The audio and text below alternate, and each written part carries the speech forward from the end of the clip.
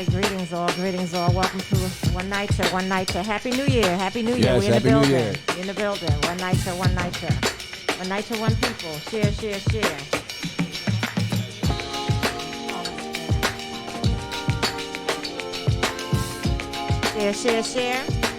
Check in. Let us know where you are at. Development.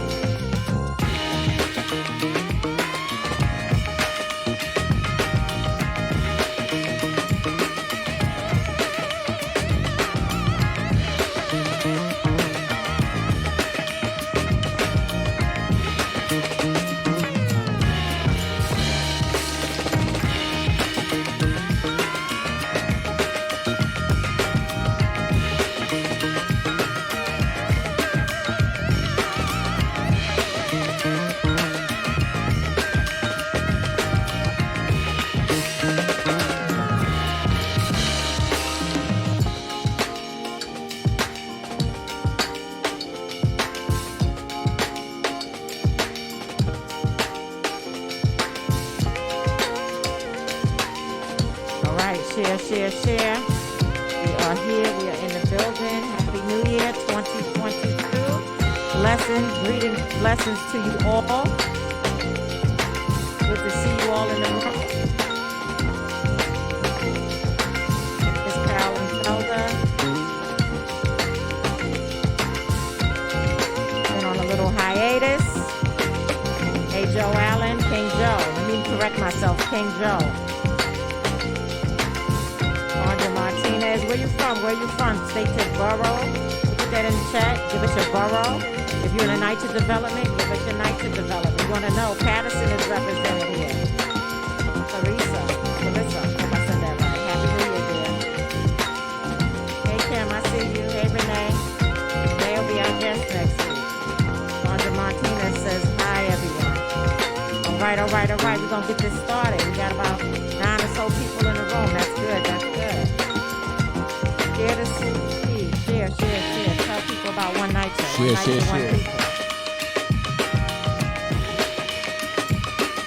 All right. Here we go. We are here. My brother Stan is in the building as well. There he go over there. We're getting ready to rock and roll in this new year. Yes, new year, new season. So welcome, everybody, and thank you for tuning in to One Night Show, the podcast. We are back in the building. It's been a while, been off a few weeks. I hope everybody is safe and, weathering this storm that we still are going through with this, virus. And that's all I'm going to say. I'm not going to talk about it because we don't want to get muted. So I'm going to cover my week, and then Stan is going to do his week, and then we're going to jump into business, okay? So once again, as I always say, we do our week, but we've been off for a few weeks. But my week has been busy and blessed, or my weeks has been busy and blessed, and I always give praises to my Lord and Savior, rather privately or publicly. So I want to thank him. We still here in this new year. I'm just happy to be back with you all. My normal day-to-day in these last couple of weeks has been the same, checking on with seniors and residents, making sure people have PPP and any other essentials that they need, from Chucks to Pampers and stuff like that. We getting a lot of things done. I was part of the Public Advocate's Worst Landlord list. Right, I remember that. Roll out recently in December, and this is my second year being on with him. And able to see the difference in my bathroom. It has gotten worse. It has exacerbated. And although I do a lot of work with public housing, during COVID, you really don't want them to come in and have to do a major job in your apartment. Right. And because I had this job done several years ago, I know what it details, from breaking the tiles in my bathroom and everything. I'll have a big old thick piece of plastic so I can take a shower, and it's not a comfortable feeling. So I just couldn't push for that. So we'll see. I'll jump into Thursday, December 23rd. The Holmes Isaacs Coalition, we hosted our second annual toy drive. Great. With the support of a few elected officials, the Isaacs Center, resident donors, and a donor that sent me $300 cash, and I was able to give $25 gift cards to youth 15 Beautiful. and up. And the gift cards were from Amazon, Best Buy, Domino's, and Foot Locker. So, and we also had media coverage, so thanks to Mark from Tap In 2. I'm going to jump into Monday, December 27th. So investigators from the Federal Monitors team came to my house to look into my bathroom. Okay. And they, looked it over. We talked. And please know that he does have a team of investigators that can come out and, look and assess your apartment if, any issues you have that are really, problematic, that's not being fixed. He does have a team, and I met with the Federal Monitors team, the Holmes Isaacs Coalition. Several years ago, we met with them and sat down. So they do have a team that come out. You might not see them, but they do come out. They investigate the grounds. Right. They come into the apartments and stuff like that. But one thing that I was informed of, if you have like a broken tile in your apartment, they actually, NYCHA will test it for asbestos. Okay. And if it comes back positive, you have to be relocated temporarily. Okay. So, and what they were saying, I don't know how accurate this is, but somebody can correct me, or if they had to experience it. You have to literally move out, everything. Right. Because they have to do the whole apartment. So you got to take everything. And my whole thing is, moving out is one thing. You want to be safe. We know asbestos is in our buildings, and asbestos has never really been banned. Totally. Right. So a lot of people have the myth that it's banned. It's not.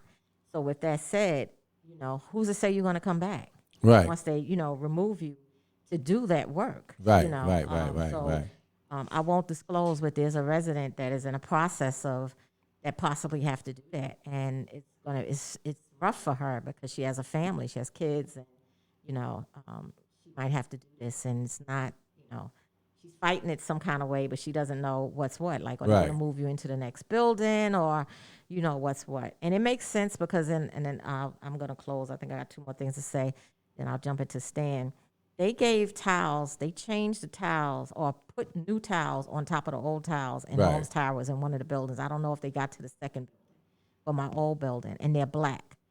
And from my understanding, it appears that they really they're covering up, right? Right. What's going on, because they know asbestos is under that. So they put these black towels on top of the old, because you can tell, it's not as smooth. Right. I lived in that building for 23 years, so I know, like, I'm in there often, and I'm like, because I check on residents, I'm with neighbors and stuff like that, and I'm like, wow. So it is making me think that they're trying to cover up, because see, if it's a problem, then you gotta move the whole floor. Right.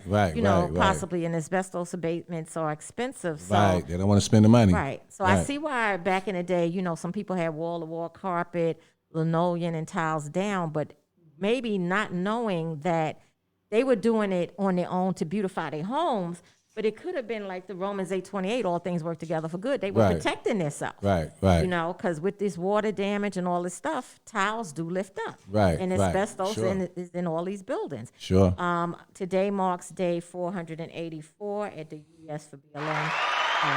Amazing dedication. Yeah. And I'm just going to say this, and please note, 2022, once a snake, always a snake. Always remember that. So just be careful what y'all doing and who y'all dealing with in this new season.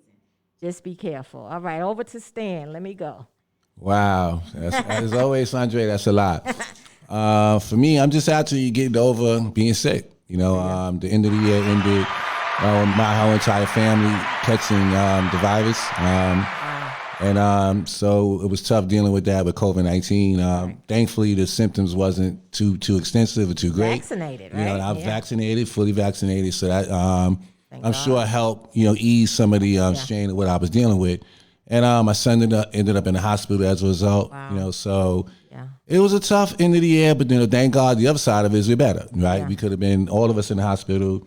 It could have turned out so different. And when you look at how things were, how things changed over the last year or two, there's whole families that have died from this disease. And I've heard those stories where a whole entire family gets wiped out. So I'm fortunate, that we are all able to, go into 2022 and feel relatively well and get ready for this fight, So beginning back with Justice for All, we're going to be having our meeting on January 18th at the Ravenswood Community Center.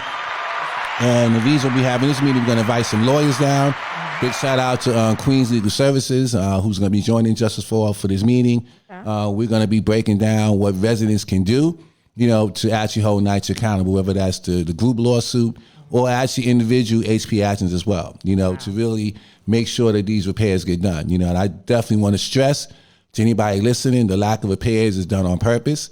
They're really trying to, kill people in their apartments more or less, or make it so horrible, that you'll take any kind of repair money or funding from anybody.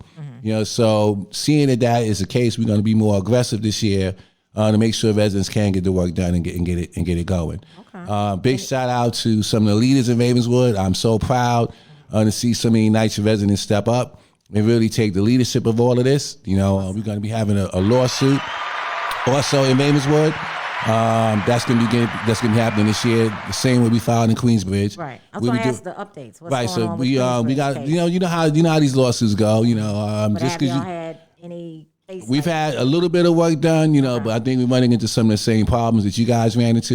When you do these lawsuits, it doesn't always mean the judge is going to do what they're supposed to do. But have you went to the hearings? I believe the hearings are going to be beginning this year. To my understanding, I don't think we had any for the holidays. So I think we're looking to do a little bit of that this year. I think there was some. There was some. They did do something. Because you can be in that hearing, Absolutely. Even though it's virtual. Yeah. Right, absolutely. And that's definitely what the plan is going to be, to have myself and other members of Justice for All and residents in those meetings, So we'll have the lawsuit in Ravenswood, then the same thing will happen in Astoria houses this year, and the same thing will happen in Woodside. So the fight's going to begin that way. I'm a little discouraged as I watch what happening with the Build Back Better plan, which still hasn't, really been funded yet. We're now going into another year. We're going into another winter. Folks going to have no heat, no gas, no this, no that, and we're still haggling in Washington, for months now, months and months and months, hearing about this money. I think Chuck Schumer came on the show. I don't know how long ago that was. That was a long time ago that he came on here and promised the $80 billion. So now we're going into a whole nother year with no definitive answers. Somebody like Manchin could just sit there, and hold up everything, because there is really no public housing in his state. It's not like NYCHA, So for these folks, it's not that big of an issue. It's not a problem. So they probably sitting there saying, why are we giving all this money, tonight, when this is not an issue in my particular jurisdiction, where I'm representing. So it's a national issue. Whether you live in public housing, whether you live in NYCHA, whether you live in a state where there isn't much public housing, it really should matter. You should be concerned about the quality of life of people. So I'm just disgusted by what I see in Washington. It just continues on and on and on and on. Yeah. And to think we're literally in 2022 and we're still fighting for the rights to vote. Absolutely. Can you imagine that, Absolutely. people? We're fighting for the rights to vote Absolutely. in several states because they're trying to steal your right to vote, and Absolutely. especially for people of color and poor white people. Absolutely. They don't get it. They don't get what they're doing to them. Right. Because what they're doing you're doing it to one, you're doing it to all. Absolutely. And, we passed voting rights been how many decades ago? So everybody, it was a time when women couldn't vote, right? And even when a black man could vote, he had to have property back in the day. Right. So we have evolved, and to think in 2022, 2021, we are fighting for the right to vote still? It's insane. We're going backwards. Yeah, exactly. I put that on social media. We are actually going backwards. So I'm going to ask you, I'm going to jump to you. What's your take on our new mayor? Well, I've been watching some of Eric's moves. First of all, I did read where he did officially come out and say that he would be supportive of RAD in the blueprint, based on quote unquote what the residents say. So that's always the catchphrase that elected officials use. It all depends on what the residents want, but he came out and said that he's open to it. He's open to it. Yeah. So for all of you folks who live in NYCHA, politics is not about color or none of that. You got to vote for the person who's going to do the right thing by you, whether they have the same skin color or whatever the case may be. The same. Right. Skin folk, all skin folk, ain't kin folk. So when it comes to public housing, he's not a friend of the fight that we're fighting for. And that's becoming clear. He's definitely cozying up, to the business folks, making that very clear. Real estate man. Yeah, so you got to you got to follow the money. Where'd the money come from? To put him in office, and then you're going to find out who is he going to be beholden to. Yeah. And a lot of us are going to really be shocked, although I won't be, because he never answered those questions during the primary. Right. And I know we've been in forums with him and asked him directly, and he seemed to always have a way to avoid it. But however, it seems that now he's out in the open with it. So he's not going to be an adversary for those who are fighting to save public housing, for those who are fighting to fully fund public housing, and for those who are against any form of privatization, be it RAD or Blueprint, then this current mayor is not going to be our friend. Yeah. What are your thoughts? How do you assess it? Man, listen, I'm dragging him on Twitter a bit, honestly, because I just it's just a lot. He made a comment. He said something about the low skilled. Right. You see that? Low-skilled workers, right? Basically, how they can't sit at an office and a desk. I mean, that's what he said. He said, well, it's a recording, and he's speaking about low-skilled workers, and basically, he mentioned, I believe, Dunkin' Donuts and a few other places and cooks. I mean, like, how dare you? And right. Then he tries to clean it up maybe 24 hours or less than 24 hours later, saying how he was a cook or something once. Man, you got to have a filter. Like, this guy can say what he wants to say. So I mean, I know he comes from law enforcement. I know he was a cop. I'm a former member of service myself. I served 24 years. I was a civilian now. Retired as a civilian supervisor. But I understand his thinking, and it's scary, because he knows he's powerful. For him to go to see the president before he was even elected mayor. Right. What does that say? Right. Well, right. That's the cockiness of him, but he has no filtration system. He fired the internal jails cop from the union pressure, because basically she was getting on to people and right. doing what she needed to do, and he fired her, which is crazy. He's bringing his brother into his administration. Right. I don't want to quote things offhand, but you can look into that. I think nepotism. Looked into to right. see if he can do that or not. But that's a problem, Why are you going to hire I think he want to make his brother the deputy mayor. Wow. The deputy mayor. The deputy mayor. That sounds incredible. That sounds insane. Correct me if I'm wrong in the chat, if you're aware. I think the title is deputy mayor. He wants to make him. And he's also want to bring in Banks, which was a former chief of NYPD. And that's, he was under investigation and so forth. So I don't want to talk into that, but I think he breezed through that, and I know him through social media and stuff. So, I'm not throwing anything on nobody, but he's making some moves that are not too. People are side-eyeing him, right. But who's advising him? That's my question. Who's advising this mayor? Nobody can advise. You can't advise somebody that is a narcissist. You can't. Powerful words. Yeah. Well, you can't. Just speak on it, though. Speak. Right. You cannot advise them, because they are not going to hear it. They don't want to hear it because it's their way or the highway. Right. And if you listen to one thing, and I'm going to go back to Stan, we can go on to something else. If you listen to him talk, he says, my city. It is not his city. It is our city. Right. And I was at Congresswoman Carolyn Maloney's home, and they had a fundraiser for him. And I was invited. I ain't had to give up no money, but I was invited to come. And, I brought up the NYCHA thing. And some of my community board members, I say because my community, we on the same community board. But he's saying my city. So some of the community board members that I serve with were there. And, Julie Menon, different people. Sure. Kalos, different elected officials were there besides her, And I'm listening to him, and he's going, my city then. Now, he wasn't even elected. Because my city. And I'm like, wow, that speaks volumes. Right. Because he should be saying our city. Right. And then one last thing he said, he told the police, I got your back. And you took an oath. No, not an oath. He said, I got your back because is a covenant, something about a covenant.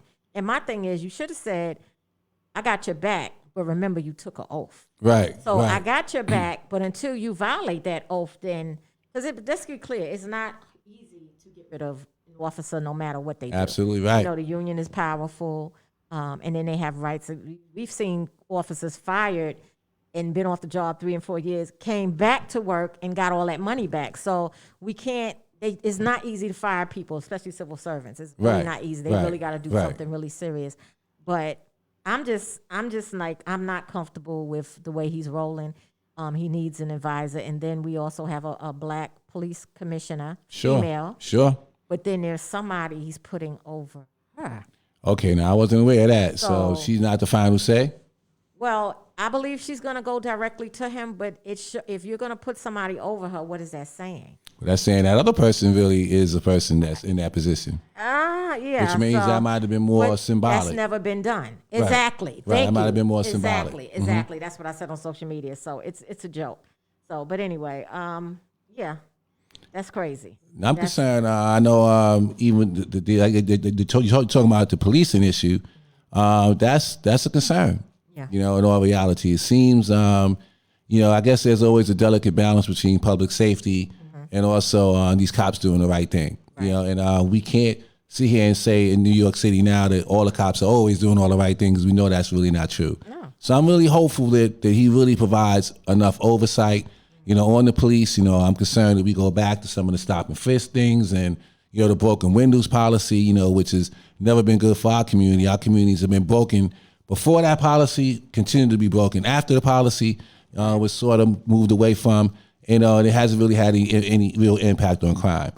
So I'm just observing very carefully to see that he does the right thing by our community. I know a lot of the older folks, they want more policing and such. A lot of younger folks are more on the defund the police side, but there has to be more of a real balance, and I'm concerned. Well, we want to be safe. Right, we want public safety, but we don't want to be harassed. Exactly. We want public safety, but we don't want to be targeted. Exactly. Like, come on, I can preach about that all day. Right. Who does not want to be safe? Right. But you don't want abuse of authority. And exactly. And officers have the impunity, because they're under this cloak of the law, they can do what they want to do and they're backed. Right. Right. So, that's a problem. And I was actually speaking to a detective and a police guy, and he told me he mentioned a couple of things. He said, in his opinion, the police that are out there, when they doing the stopping and the frisking and all the rest of that, they're not stopping and frisking the people that most likely would be the ones carrying a gun or anything like that. They're stopping the average person who doesn't, this could be you and me, just walking down the street.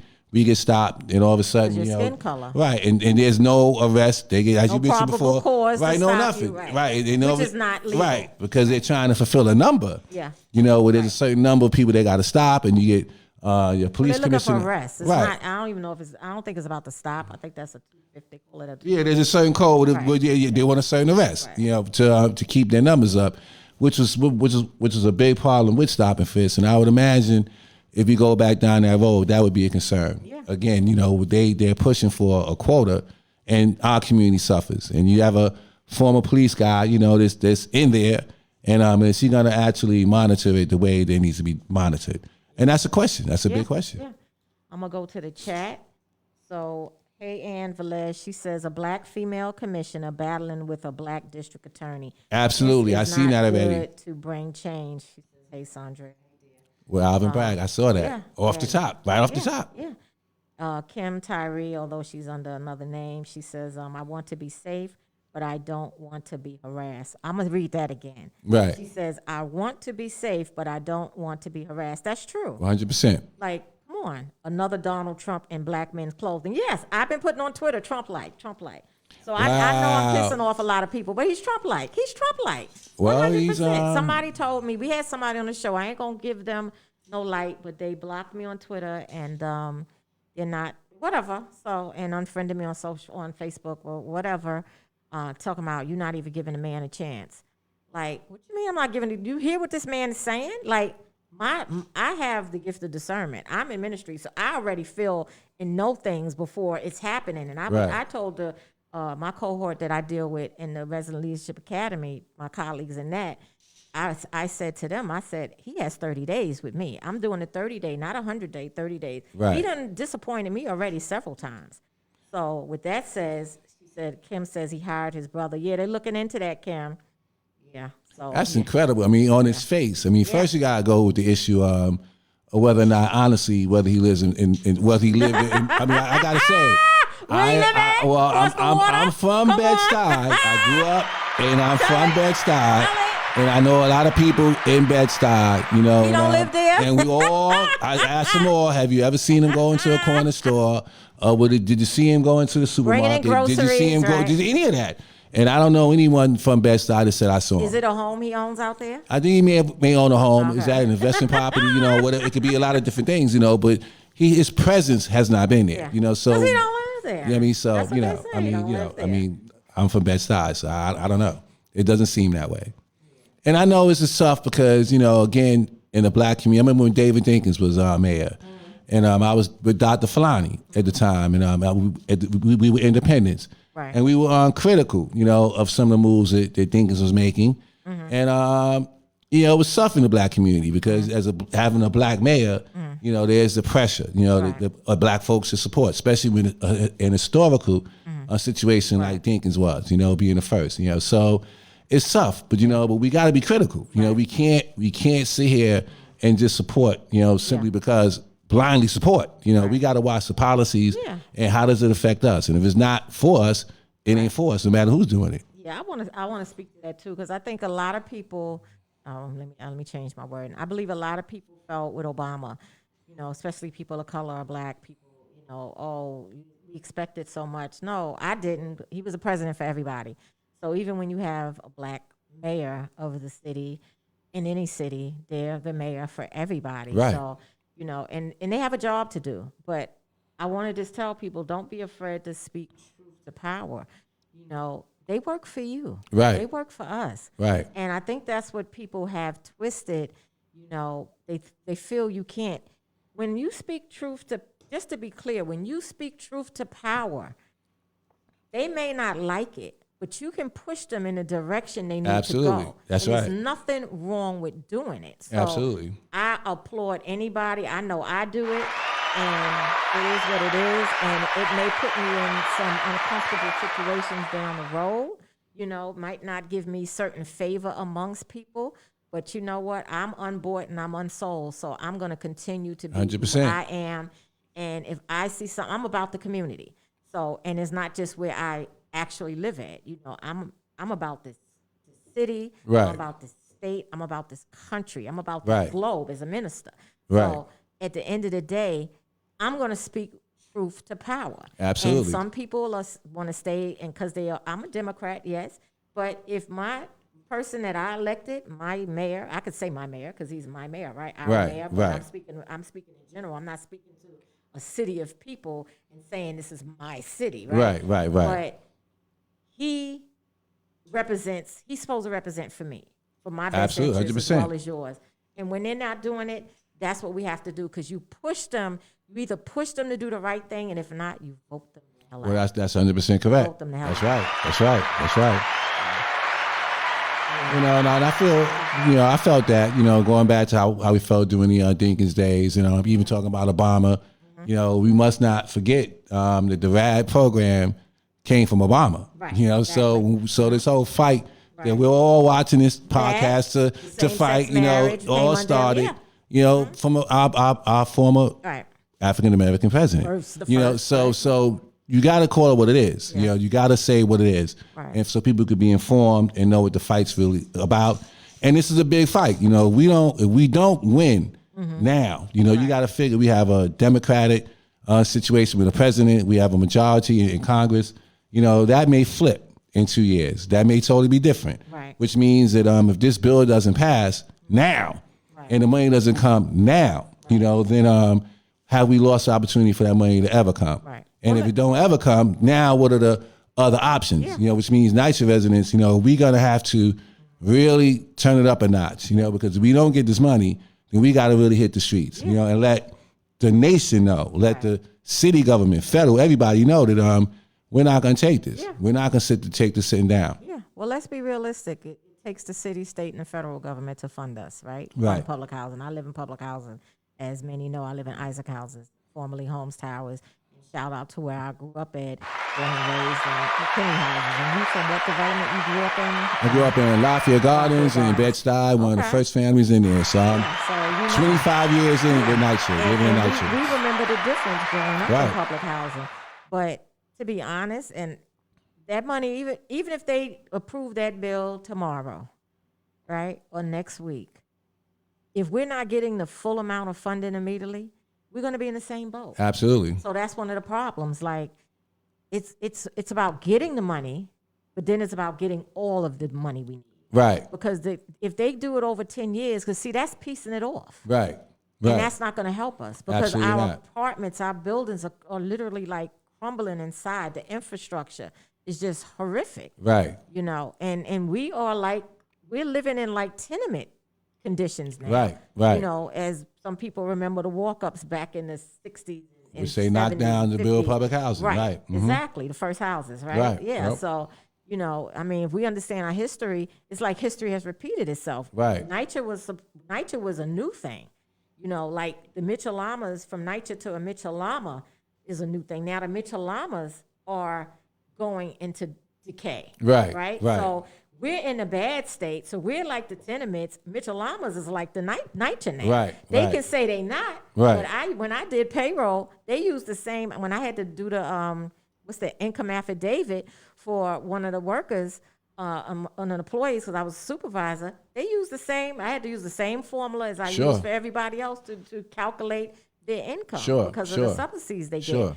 But it's really scary, and I'll call it out and say it again. NYCHA is the new Flint, and if people don't think so, it is. Absolutely. From the lead poisoning, that kids are suffering with, and let alone we're testing the kids, but we're not testing the parents. Right. Why are we not testing the parents? That woman and man that's suffering with headaches for so long, get your behind tested. NYCHA is literally slowly killing us. Absolutely. It's and criminal. It's criminal. sad. Yep. It's sad. It's a few people in my building that have had cancer. I don't know if it's from that or, living there or not. I don't know. One I know, one did smoke. One I don't know. Another lady just got tested, but praise God, I checked on her last week. Right. She's good. So, because I was like, wait a minute, what is going on here? Right, But can you imagine the rest of the residents that you don't know? Right. And then NYCHA has this policy now about the no smoking, and they added the marijuana in it. I think I might have mentioned it that's first I heard of that. Okay. So they added how are they going to monitor that? They added the marijuana in it, and this is another way to try to get people out. Well, exactly, right. Try to get people out.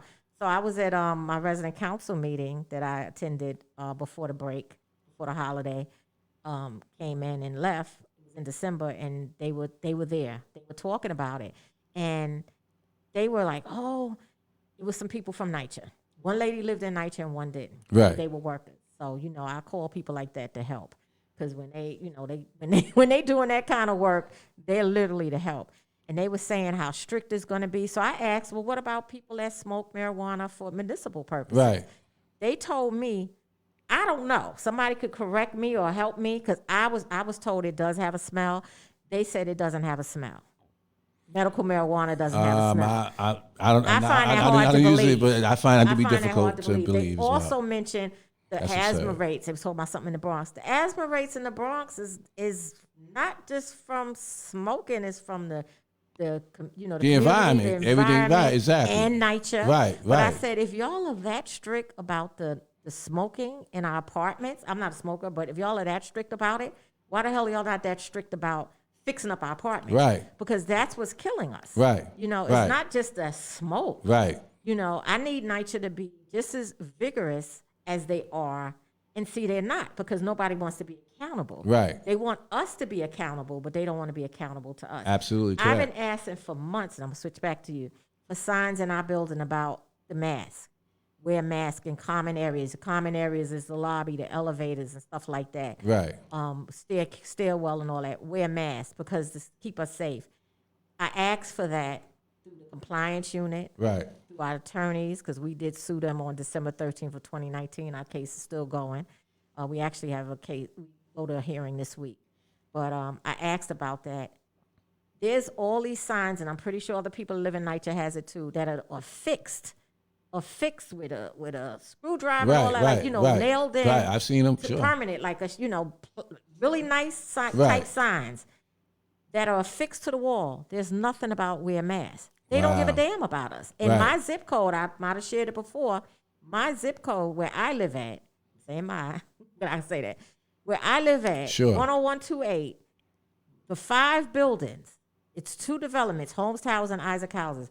We had the most COVID cases out of the zip code. Wow. And that's what the hell does that tell you? That's no accident. That's no coincidence. What does that tell you? Right. We're being hit the hardest. Yeah. People in NYCHA are the most vulnerable are being hit the hardest. All the deliveries that are coming in. Yep. Or just everything from deliveries to visitors and then it's not that we're nasty. It's the people are throwing masks in the elevators, in the hallways. I mean, it's just crazy. Right. But yeah, I asked for signage. We didn't get that yet. Right. I asked for permanent signage in all the NYCHA developments about masks. Wear a mask. Right. Because if you put it up there and affix it, maybe more people will take heed. Because some people, the elevator's the worst place to be in. Sure. The worst place to be in. Because anybody cough or sneeze in there, and if they got it, it's hanging out in there for like 2 or 3 hours, guaranteed. And this virus is so contagious. Again, I mean, I was doing all the right things. Wore a mask, did this, did that.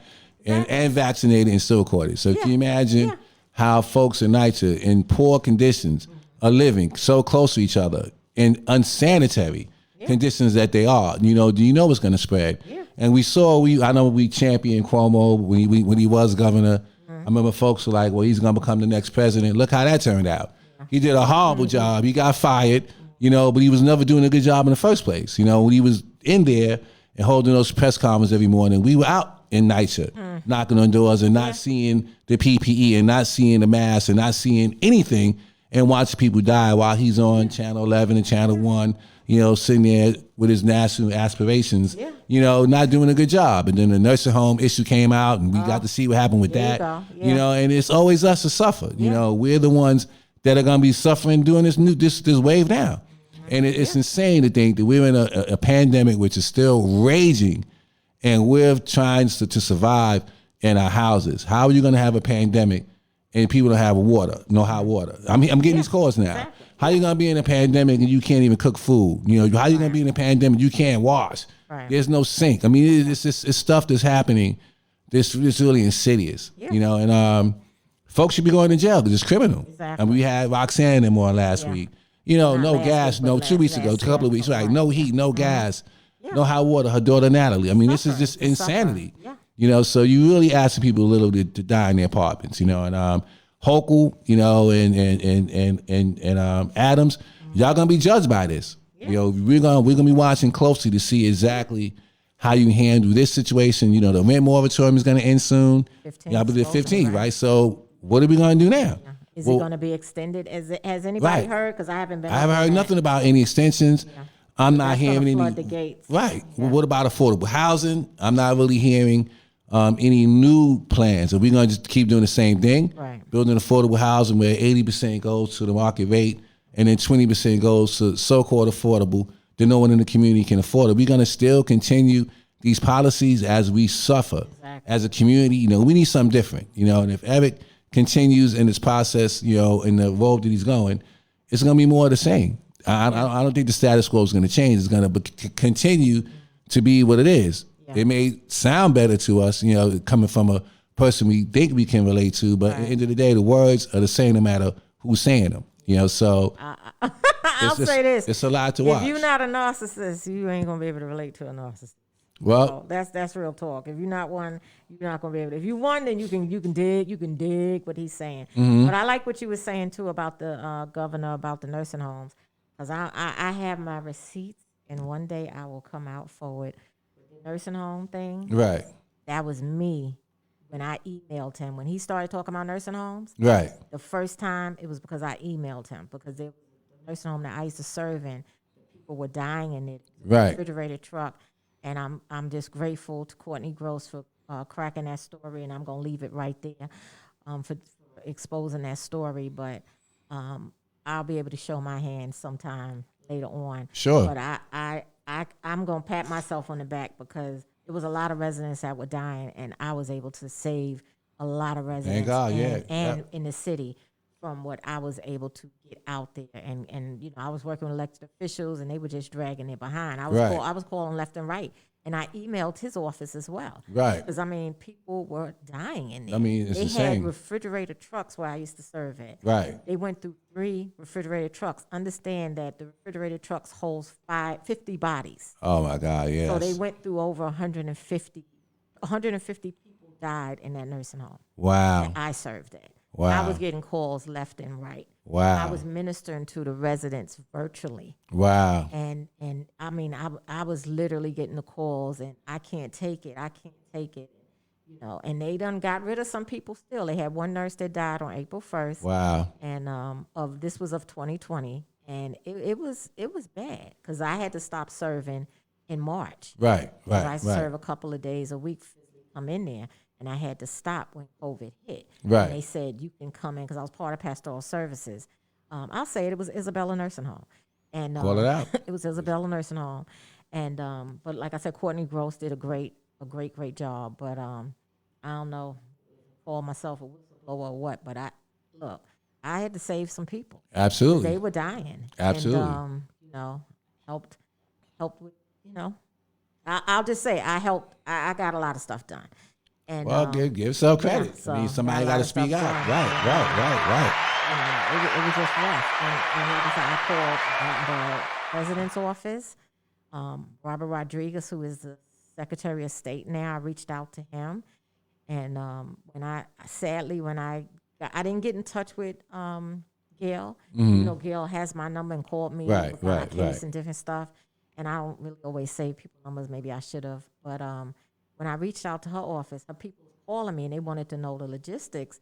And I'm like, no, I want to speak to Gail. Like, I'm not speaking to the help. Right. Yeah, The I need to go to the source. So Right. when I got Rodriguez, we had a conversation. I was able to, I need to speak to the elected official. Right. So when I spoke to him, and then I believe he got in touch with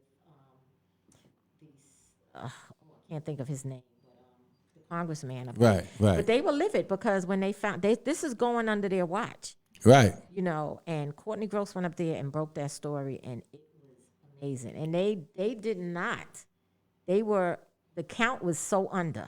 Right. The count was so under. Right. And all I'm going to say is what the number she said was not the actual number. Right. And she just couldn't because of the fact that I had everything. Right. I had everything. Right. So Right. I done told on myself, but I had to blow the whistle. Well, it was good. I mean, 'cause you're saving lives, and this guy's in there getting all But this it credit. also brought the attention to the other nursing homes. Right. And then when you think about the actual prison system, from the jails to the prison, because I call the nursing homes, the shelters, and the prisons or jails, those are incubator facilities. Those are places that people are stuck at. They can't really go anywhere. Right. The shelters are probably the only ones that have a little more leeway. They can go in and out if they can. Right. But those are incubator facilities, and those were the most places that I was so afraid of. Right. With people in there.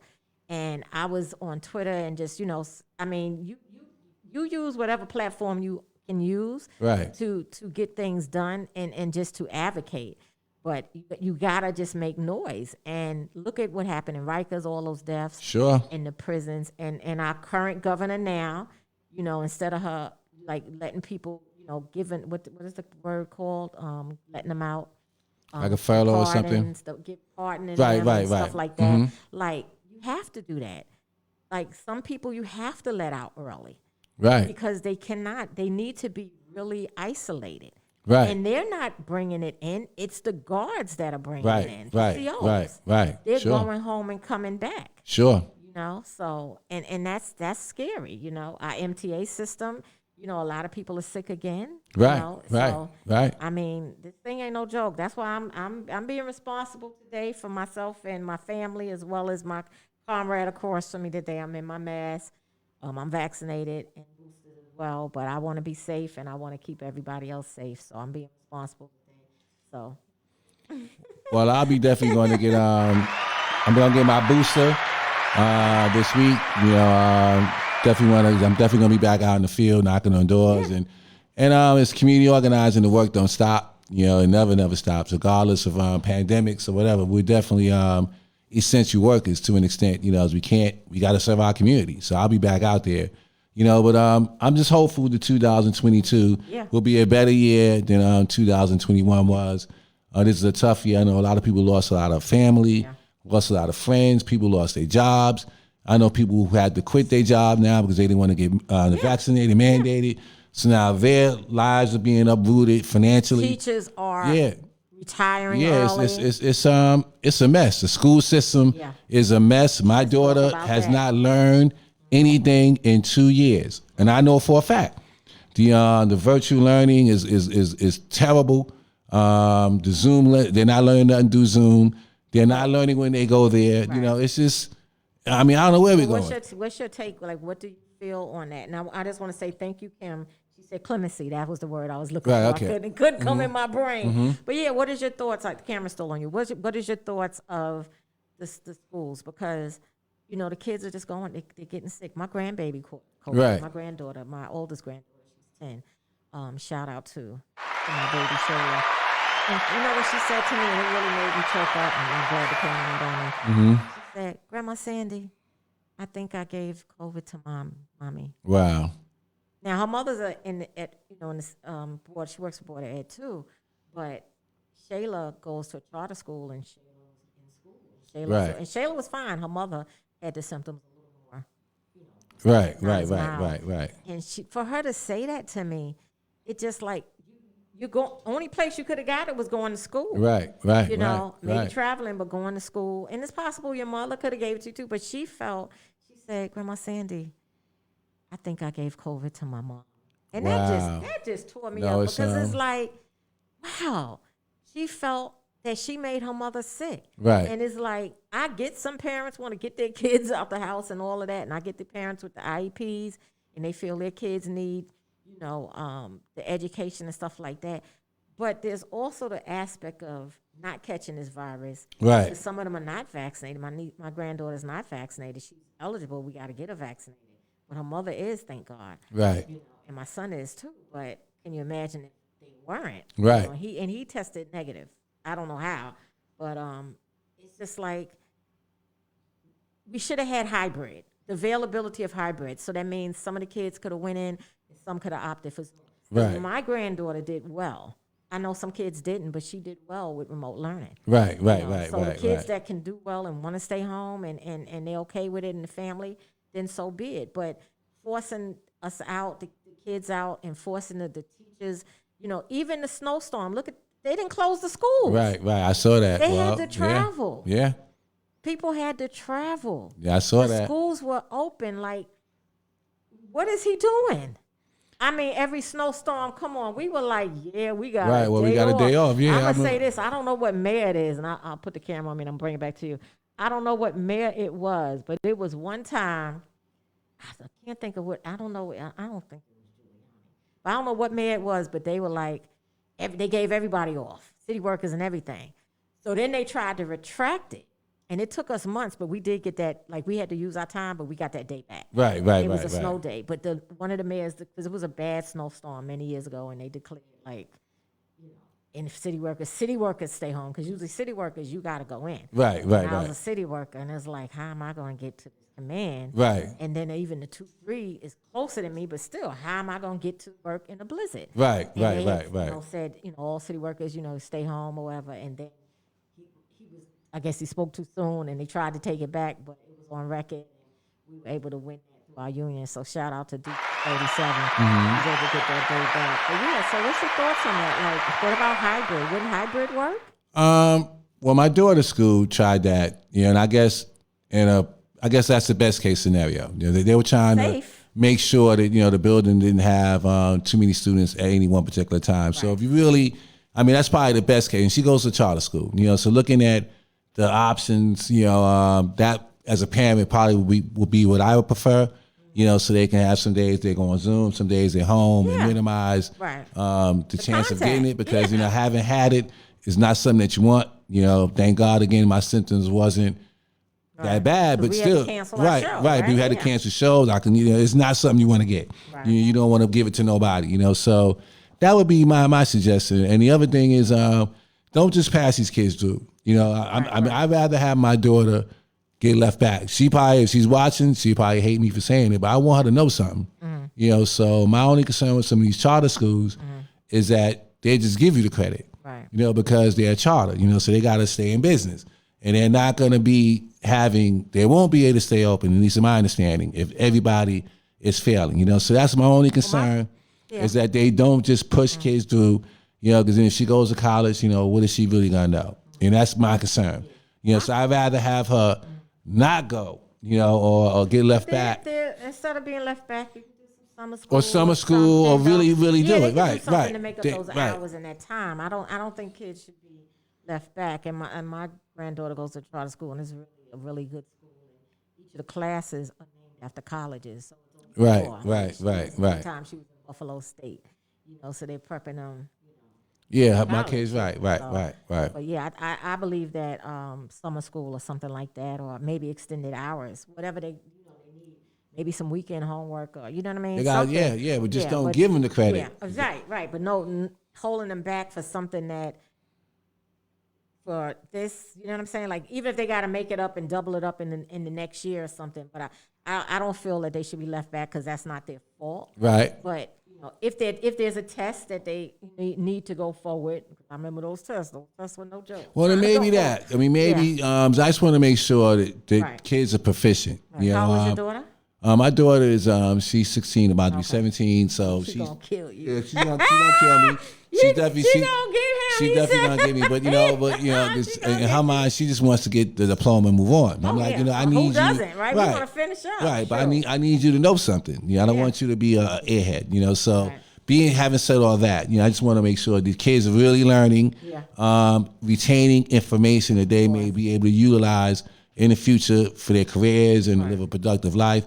And my concern is they're not getting that. Also, mental health issues amongst children today is out of control. Kids are suffering. I'm going back to my own kids. Right. Of not being able to get out and live their normal lives. They've been stripped away from their graduation, stripped away from so much over the last 2 years. Yeah. And you can see that it's taking a toll. Yeah. And I'll be on record to say, that I've looked into services for my own daughter, and it's not enough out there. It really is shameful how little mental health services are available for these young kids who are going through this situation. I'm glad you're bringing it up, because it makes you wonder, like, you have social workers in school. Right. So what are they doing? They have the nurse, you bump your knee, you got a fever, you go to the nurse. But you have social workers in some schools too. Unless the budgets are that scarce now that they don't. But it's just crazy. Renee made a comment, which is true. I put that on social media too, on Twitter. It's all about the economy. Yeah, that's why they're not closing stuff. I agree on that. 100%. Right. Yeah, that's a no-brainer. Yeah, thanks for that. I put that out there. It's crazy though, because we're valuing our economy. And I put on I don't know what, I think it was my Twitter. I was like, we don't have no economy without. You can't have an economy without people. Right. So we're banking on making everything still roll, but if everybody's out sick. Because where I live at, I was waiting on the M86 to get me to the train station. And it took 30 minutes. That bus never takes. That's a crosstown bus. Right. It goes from east to west on the 86th Street, across 86th Street. You never wait 30 minutes regular daytime. Right. And I'm like, and it was an old lady, a senior, phrase that. There was a senior lady, senior citizen that I see every now and then, and she's cane, and she was like, it's cold. She said, I've been out here because when I got out there, she's like, I've been out here. She was out there longer than me, so I waited 30 minutes. She waited much longer than that. Right. So she probably waited like 40 minutes, and we got on the bus together. But when I asked the driver, I was like, wow, what's going on? He said, everybody's calling out sick. Right. No. But it also takes I'm going to just say this. Everybody had to travel. Everybody had to travel and go see their family, and everybody coming back sick. We got these long lines to get tested. People are coming back. They got tested, and keep in mind, your negative test is only good from when you walk out the door. Right. Because you don't know. That's the same with like when people are getting tested with HIV. They like, oh, I tested negative. Da da da. Okay, that's from then. If you did something unsafe, you don't know what you got. Right, So that's like with the testing. You only tested negative from that point. Right. And then when you go where you go, you done travel, and people are coming back freaking sick. Right. And it's holidays, like y'all just had to travel. Like, I understand you want to see your family, but is it worth the risk? Especially with the people that are not inoculated. Right.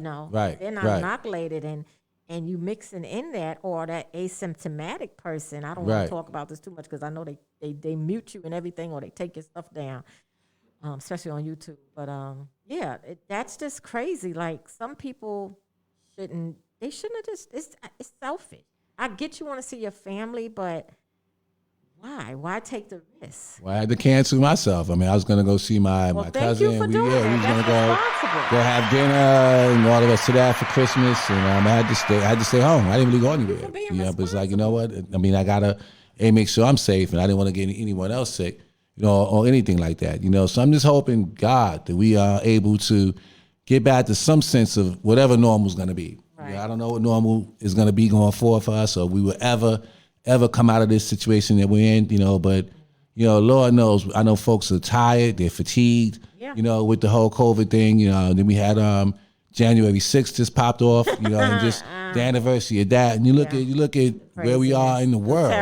The terror. I mean, it's just, there's so much going on. And I saw another thing that said if Trump was to run today, that he'd be in a dead heat with Biden, which means that, I wouldn't be surprised. This gentleman is angry. They're gonna come back. He's gonna run again in a few years. And he can win if people don't vote. Right. And so we gotta, this is our time. I want to go back to, I guess, the Build Back Better plan, and go back to politics, and go back to all of those things. This is really our time. If we don't really take advantage, number one, hold Biden accountable. We put him in office. We need him to deliver. This Build Back Better plan has to happen. It needs to happen. For the country. For the entire country. Not just for NYCHA, for all the other things in the bill. I saw some parts of it. There's a lot of stuff in there about affordable housing. There's a lot of money in there for minority businesses. There's a lot of money in there for a whole lot of different things besides just the money for NYCHA.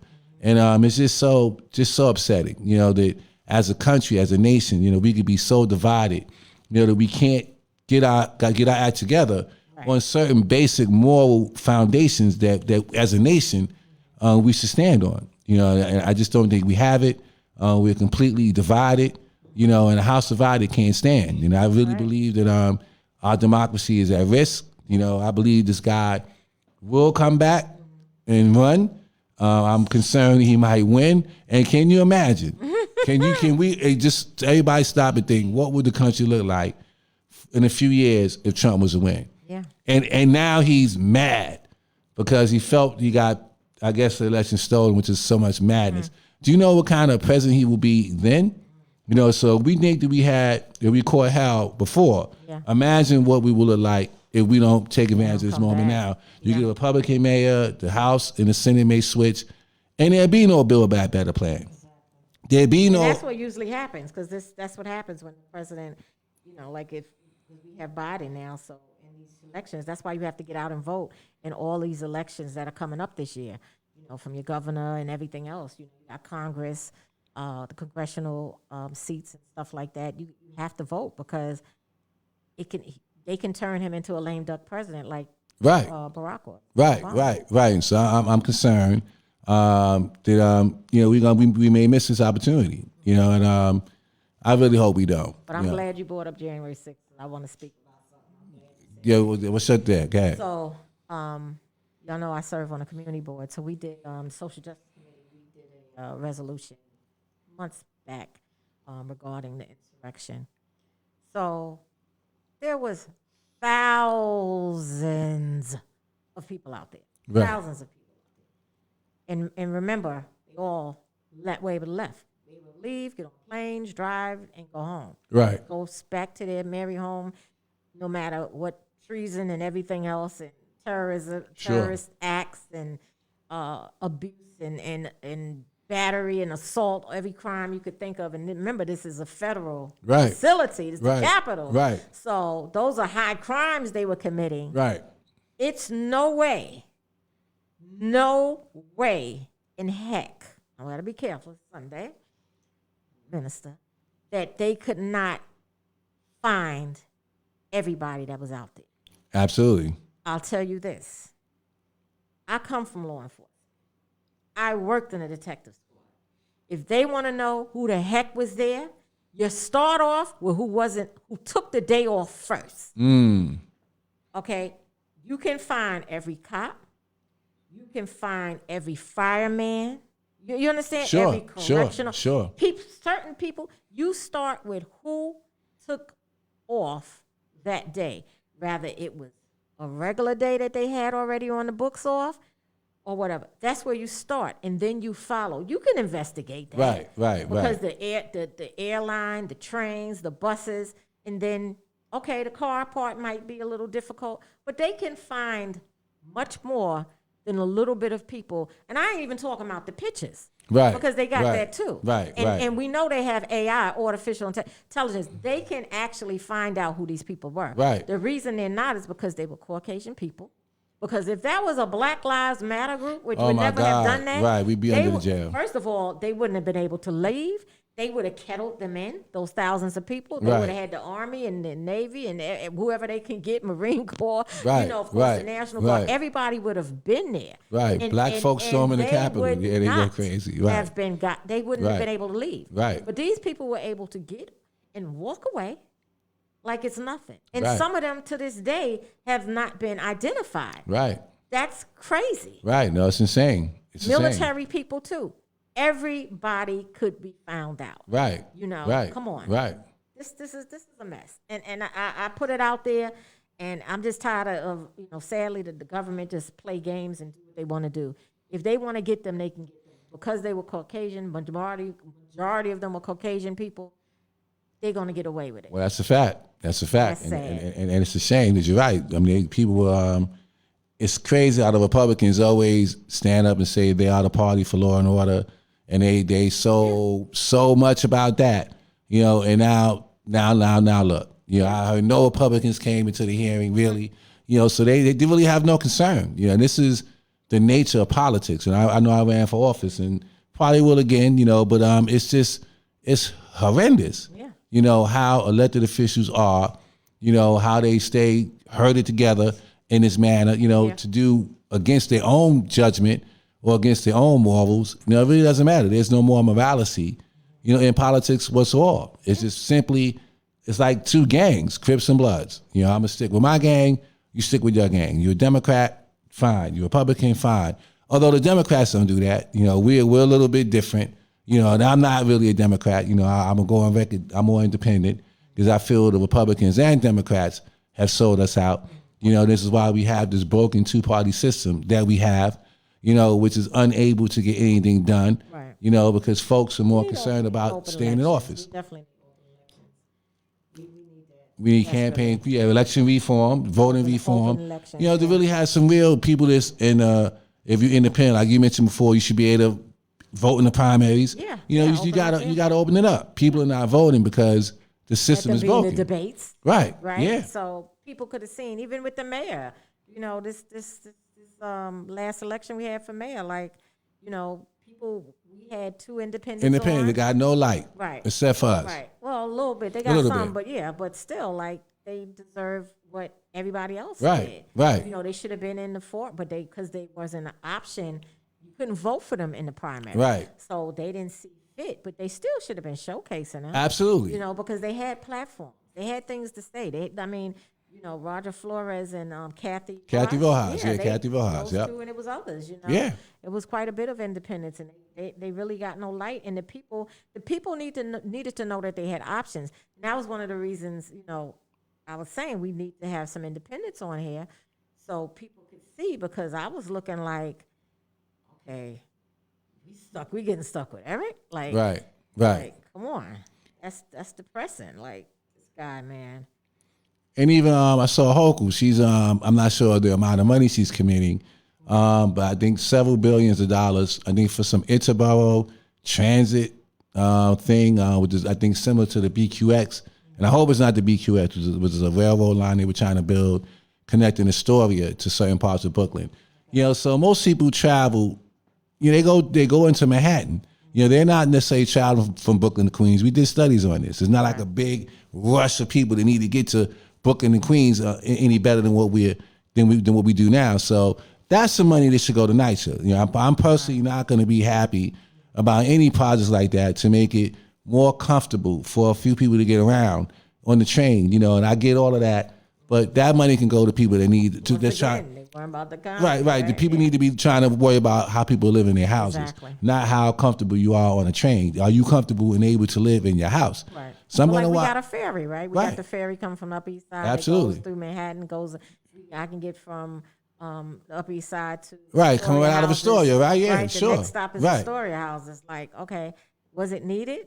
Because people in the Astoria houses, they ain't got no heat, no gas, and they're dying. So you can make a nice ride on the ferry and get to Manhattan quickly, while these other people are dying slowly. You know, and not even slowly now at this point.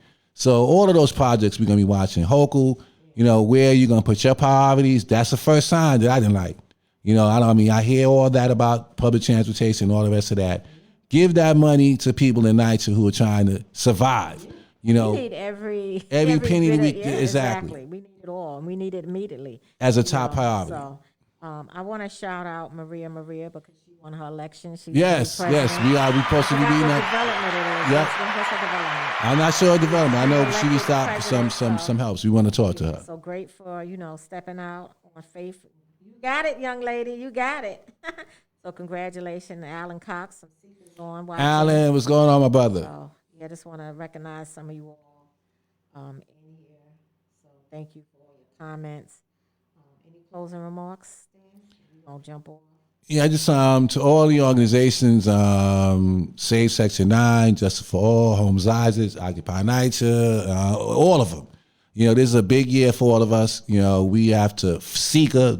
Can't let Seeker. Can't leave them out. Please don't leave Seeker. Can't leave Seeker out. Dr. Fulani, my mentor, and all. This is a fight. This is it. You know, we gotta look at this year like it's the last quarter of a basketball game that we have to win. You know, so put your boots on. You know, be ready to call people out, whether it's the mayor, whether it's the governor, whether it's a public advocate, whether it's your elected official, whether it's running for governor. Who's running for exactly. You know, they in one position and moving on to the next one. He had COVID too. Right. Yeah. So be ready to fight. You know, because this is it. It's a fourth quarter. We have to win this fight. There is no other options. We have to have NYCHA fully funded this year. We need to defeat the blueprint once and for all this year. We need to defeat RAD this year and make sure all these plans go away and NYCHA, get NYCHA fully funded. No privatization whatsoever.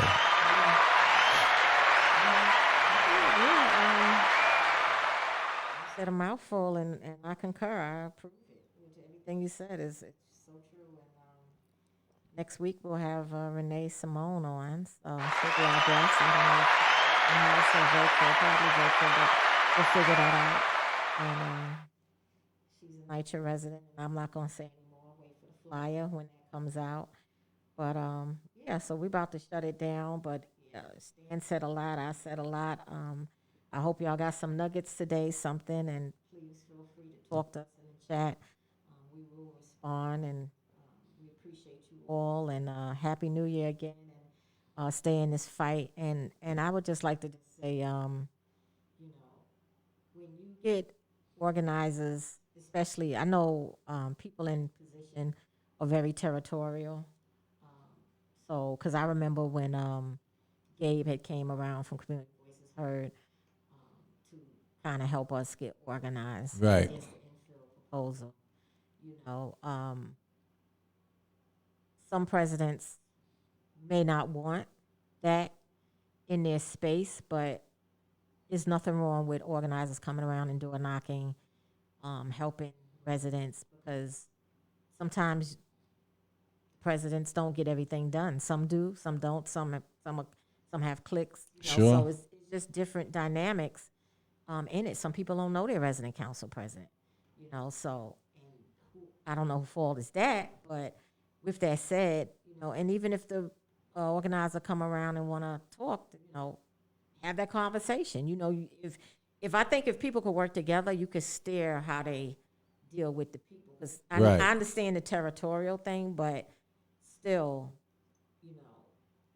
sometimes you need help. And, you have some council presidents that I won't say it in Queens. Well, I'm going to address that, but there's one in Queens that's, very up in age. So, and there's nothing wrong with that, but I don't know if she can rip and run and do what all she can do. Right. You know what I'm saying? I'm not taking away from her. I met her and she's a beautiful woman, but if there's someone that can come alongside you and help or help your residents, like I said, it's a territorial thing, to do something to stop RAD and all of that stuff, because there has been things and cases that, there's been like, no, I would say with Holmes, she's back, she won her election again. She marched with us and everything. When we was fighting. Right. And when we were organizing with Gabe. So she wasn't on that territorial thing. Right. So right. I shout her out on that. Because she understood what it was. Right. Because this thing came at Holmes Towers for infill. So she wasn't territorial. We did quite a bit of work together with Community Voices Heard, I'll say. But I get it, but you can't do everything. I can't do everything. You can't do everything. And sometimes it's okay to have a little help, but sometimes it's also a conversation. But, nobody owns the residents. Right. That's nobody exactly. owns the residents. Right. And there's residents that know how to advocate for themselves. There's ones that know how to do the emails and conversation.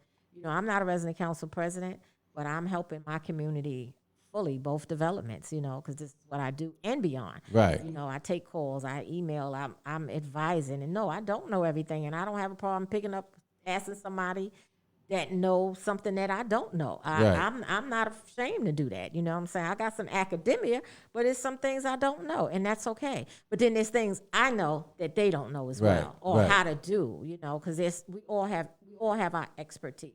Okay, do you want to I want to jump in. Okay. And on that note, then I guess we'll sign off. But I don't want to call names, but but you rose a good point. I know the resident council president in Ravenswood and I, have had our ups and downs for that same reason. And I just want to say, as an organizer, I'm not here to take a resident council president's job. If a NYCHA resident calls me and say they have no heat or whatever the case may be, if they got my number from a flyer or whatever the case may be, then I'm going to try to help them. And that's not saying the resident council president isn't helping them. That just means they happen to reach out to me. So a lot of resident council presidents do feel like that. Organizations such as Justice for All or, any of the others that are out there are outsiders, and we're coming in and we're, really trying to, take over or do their jobs. This fight's so big. It's so immense. The resident council presidents, organizations, resident NYCHA leaders, private folks, every single hand is needed in this fight, and such. So it's no, like you said, we don't own a resident, we don't own a development. If people are suffering, and we all got to jump in and not put the territory out there, leave your ego by the door. This is not, we don't do this for fame and fortune. There is no fame and fortune. If you're an organizer, this is not no glamorous work. You're knocking on doors and doing all that kind of stuff. So it's really about helping the people, and not about anyone taking any more credit. So hopefully in the new year, organizations and resident council presidents and NYCHA leaders can find a better way that we all can work together, because we're not going to win if we don't. Like a plan. Somebody said 2024. Kim said 2024. He's coming back. She's talking about Trump. Yeah, Trump. Yeah, we got to watch it. He'll be back. Yeah. All right, you all. So one NYCHA, one people. We about to lift off. Thank you for tuning in. We're on social media platforms. One NYCHA, so the number one NYCHA, of course, on Facebook. You all are on that. We also have our Twitter account, which is ONE NYCHA. Right. Follow us on Twitter. We're also on IG, ONE NYCHA, and our YouTube is One NYCHA, ONE NYCHA TV. That's on YouTube. So we have a YouTube channel, and this show will be uploaded a little later on that actual channel. And so one NYCHA, one people. We About to lift off. Yep. One night, one people. Yep. All right. Enjoy the rest of your Sunday, everybody. Yes, yes. New year. Let's go.